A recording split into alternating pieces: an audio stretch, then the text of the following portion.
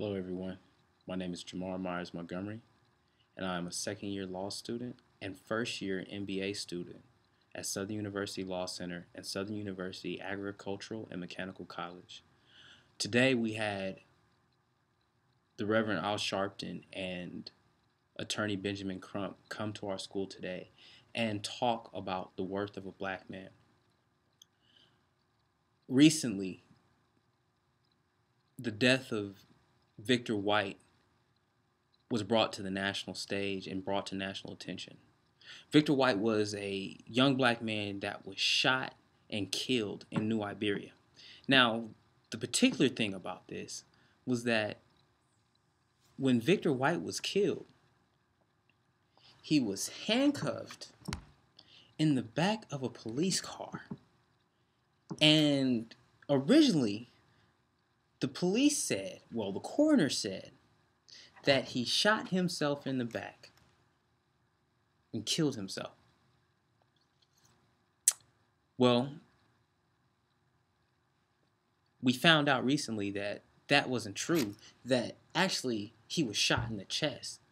But the coroner is still ruling his death as a suicide, not as a homicide, but as a suicide, saying that a handcuffed man can sit in the back seat of a police cruiser, somehow get a gun and shoot himself in the chest. Now, mind you, they searched him prior to putting him in the police car. And you know what they found? They searched him twice. They found a little bit of marijuana and a little bit of cocaine on him. Now, you mean to tell me that these officers, these highly trained officers, can find marijuana and cocaine but can't find a gun, and all of a sudden this black man ends up dead? Mind you, this happened at the police station. He was in police custody. Now, people say that this isn't a issue based on race. I beg to differ, because you never hear about a white man being killed while he's in the custody of two black police officers. It just doesn't happen. But when a black man is killed in the custody of two police officers, it's ruled a Houdini Handcuff suicide. I mean, and the officers, they get a paid vacation. They get put on administrative leave during the investigation. And you tell me that racism doesn't exist. Well, why is it that black men are getting killed like this, but you don't hear about white men getting killed like this? If these officers are so highly trained, but we have these trigger-happy police, then it seems to me that if you want to keep people alive, get more black police officers. Because obviously, the police officers that we have, I'm not saying all police officers, I'm saying the actions of these police officers was criminal, inhumane, but they're ruling it as a suicide. It doesn't make any sense. They're sitting here and lying to us, lying to the people, and people are believing it. That is the crazy part. Now, the black community, we know what's going on. But these kinds of cases aren't getting the national attention that they deserve. Why is it? Why is it that we are so afraid to speak plainly? These racist cops and Klansmen in uniform. You can't tell me that as a handcuffed person, I reached all around and shot myself in the chest. They expect us to believe that. And if we allow them to get off scot-free without bringing these men to justice, no black man is safe. Doesn't matter where you come from, what you do, what your background is.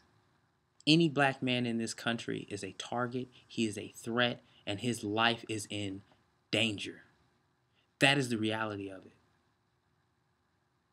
So we mustn't look at it as, oh, well, this is just isolated incidents. No, it's not.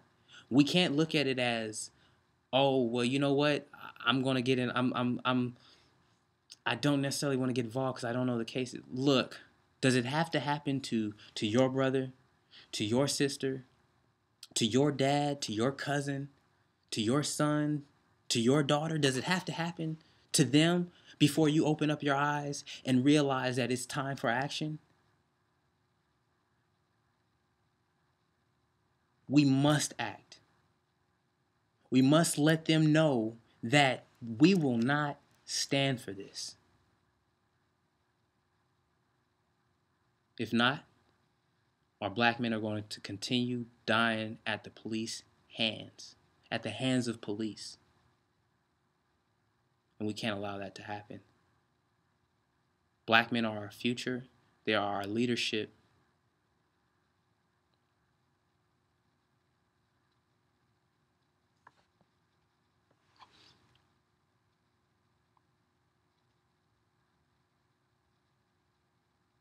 I don't know what else to say. These kind of subjects get me very, very passionate about these kind of things because we watch the television and we see this going on, and we know that they're lying. The international community knows that they're lying, but they don't publicize it. We have to be our own publishers. So all I ask of you, even if you don't get involved, share this video. Share this video. Make sure that others see it and know what's going on, know the ramifications. They know what's happening to them, what's happening all around them.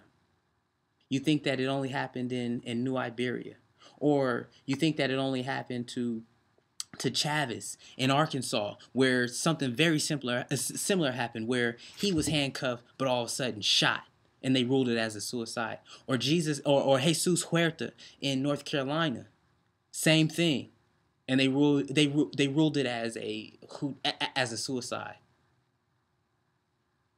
Can't allow this to keep happening, people. Wake up. Share this video. Thank you.